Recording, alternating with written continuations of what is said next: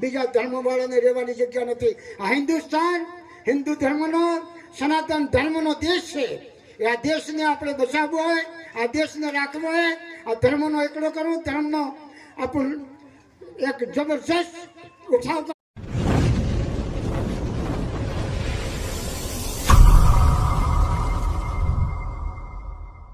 Gujarat, Rajasthan, MP ત્રણ રાજ્યના સંતો આજે મળેલા. સબને નમસ્કાર કરો. સબ સંતોને ખૂબ પ્રેમથી જય ગુરુ માલિકને જય ગુરુ. વાતો તો આપણી ધર્મની કરી, જોગની કરી, વારાની કરી, આપણા મહારાજે પાંડવોની કરી, રાવણની કરી, રામની કરી, સબ વાતો થઈ ગઈ છે. આપણી આદિવાસીમાં ધર્મ પરિવર્તન થાય એના માટે પણ વાતો થઈ. તો સબ સંતોને આજની સભામાં જેટલી વાતો થઈ એને આપણું ગ્રહણ કરો, એની વાતોને આપણે ધ્યાનમાં રાખો, એની વાતોને આપણું પાલન કરો, તો 100% આપણી આદિવાસી સમાજ આગે બઢેગા. આપને મારી રજૂઆતને પ્રાર્થના. વાણિયાને એક જ વાત, સિતંબર ને દિગંબર 2 જાતિ સારી પણ એનામાં ધર્મ સારે અને ધર્મને પકડીને બીઠી રહે. આપણે કને અનાજ નથી તોડવા મળ્યું તો સોનું ને ચાંદી તોડે. યાદ પાસે 200 વર્ષ દસ્યનો અખાત્રીને દિવસે કેટલું સોનું ને ચાંદી વીસ્યું એનું પેપરમાં જાહેર કરે. તો આપણી આદિવાસી સમાજ આજ દિન સુધી દુઃખી.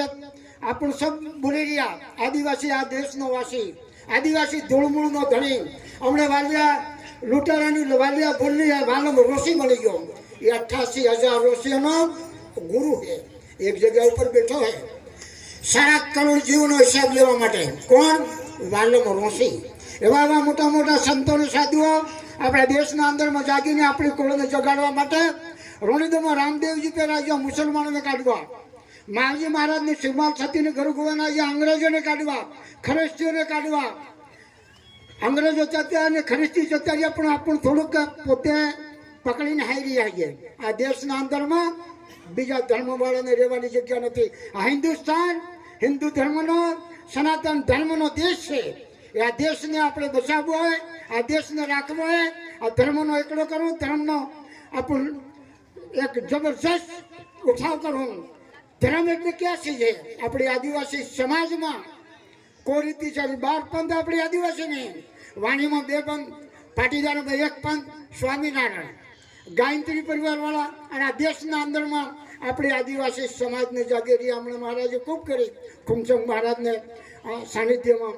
તો મારી રજૂઆતને પ્રાર્થના જેટલી વાતે કરી એની વાતોને આપણે યાદ નહીં કરવો, વાતોને આપણે હમારને પકડવો તો આપણો દેશ બરબાદ થઈ જાય. દેશના અંદરમાં બીજા આવીને સડાઈને રાજ કરી ગયા ને આપણે કહીએ કે અમારો આદિવાસીનો રાજ હે, આ દેશ અમારો આદિવાસીનો હે, આ આદિવાસીની જગ્યા હે. આદિવાસી આદુઆતના ઘણા મોટો મોટો રાજ કરતા હતા. વાંસવાડા, વાંસિયા સરપોટાનું, ડુંગરપુર, ડુંગર બંગલાનો, આવા મોટો મોટો રાજો આપણે કરતા હતા. પણ કેમ? કાળી કુકડીને હિમ દારૂમાં વાંય પડી ગયા ને બીજા રખવાડી જતા અને રાજ લઈ લીધો ને આપણો રાજ જતો રહ્યો. એને બદલે રોણીદોમાં રામદેવજી આવ્યા એટલે મુસલમાનોને કાઢ્યા. ગરુ ગોવિંદ, માવજી મહારાજ, સુરમાલ સતી આવ્યા એ અંગ્રેજોને કાઢવા.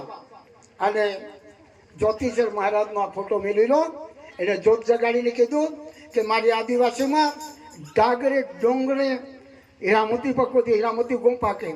ગામડે ઘેર ઘેર પાણી આવ્યું તો પાણી આવી ગયું. સબ સંતોને મારી રજૂઆત. આ બાણને ધનુષ રામ આલીની જા, બાણને ધનુષ પાંડવો આલીની જા, આ મહારીને મુરલી કૃષ્ણ ભગવાન આલીની જા. જેટલા રાજા એ આપણી હાથે છે. જય શ્રી રામ, જય શ્રી રામ. આપણી જાગવાની જરૂર. દીકરીનો પૈસો ને લઈ ગયા કરીને બધા હાથ ઊંચો કરો, કરે ઊંચો બધા નીકળી જાય. બોલે જગદંબે માત કી જય. જય શ્રી રામ. ડીજે ને વગાડજે એવું કળા આંગળીઓ છે.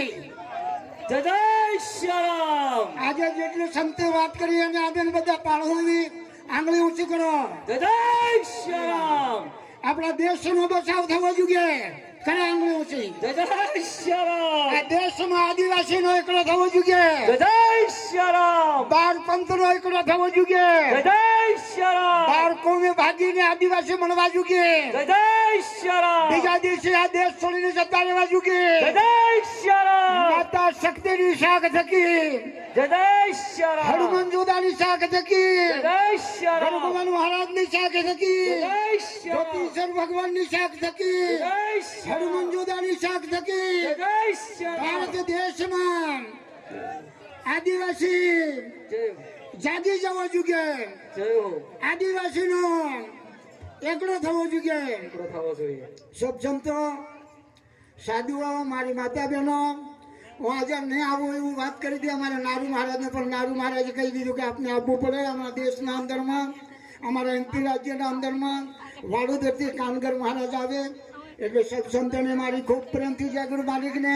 જય ગુરુ માલિક. આજે જેટલી વાતી કરી, ધર્મની કરી, જોગની કરી, ભજનનું કરી, એ આપણી આદિવાસી સમાજને લગતી છે. બાળકોને ભણાવો એટલે નોકરી કરવા ભણાવો, ને તે એટલી પાડવી પડે, લોકોનું ઘઉં વાળવા પડે, હાળ વાળવી પડે અને હાળ રોપવા જવું પડે. બીજી વાત, ખેતી કરો એટલે કબલું ભારે એમ કરીને ખેતી કરો.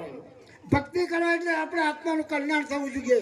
આ ત્રણ વાતોના પૂરા પ્રમાણમાં જાગતા થઈ જાઓ. સંતોની ભવિષ્યવાણી, ગુરુ ગોવિંદની ભવિષ્યવાણી, રામદેવજીની ભવિષ્યવાણી, મોટો મોટો સંતોની, એવા 118 સંતોની ભવિષ્યવાણી જાહેર થઈ ગઈ છે. આપણા સમાજના અંદરમાં આપણો એકડો થઈ જાય, બીજાને તાંબીને જોવાની જગ્યા નથી. બોલો સદગુરુ દેવ કી જય. જય શ્રી રામ. હવે વધારે વાત લાંબી ન કરો. સબ સંતોને અમારું સ્વાગત કર્યું, આરતી કરી, આજે બોલવાનો પણ મોકો મળ્યો. સંતોની જે ભવિષ્યવાણી સાંભળી એ સબ સંતોનું કલ્યાણ કરે. આજની સભામાં મારી માતા બહેનો, ઋષિ મુનિ, સંત સાધુઓનું ભગવાન કલ્યાણ કરે, ગોવન પવન કલ્યાણ કરે, વાલમ ઋષિ કલ્યાણ કરે, જ્યોતિષર ભગવાન કલ્યાણ કરે, મા શક્તિ કલ્યાણ કરે, હનુમાન જોધો કલ્યાણ કરે, સબ સંતોનું તારણ કરે. આજની સભામાં જેટલો પ્રોગ્રામ રાખ્યો એ પ્રોગ્રામ રખવાળાઓને, આગેવાનોનું સબનું કલ્યાણ કરે, સદબુદ્ધિ આવે, સદાન માટે કહોડ રાખે. આપણી આદિવાસી જાગે, જગાડે ને જીરે સબનું કલ્યાણ કરે. ગુરુ મહારાજ ધન્યવાદ. જય ગુરુ માલિક. સબ સંતોને મારી ખૂબ પ્રેમથી જય ગુરુ માલિક. જય ગુરુ માલિક. ધન્યવાદ ગુરુદેવ. ગુરુદેવ હારું જોરદાર તાળીએ વગાડો.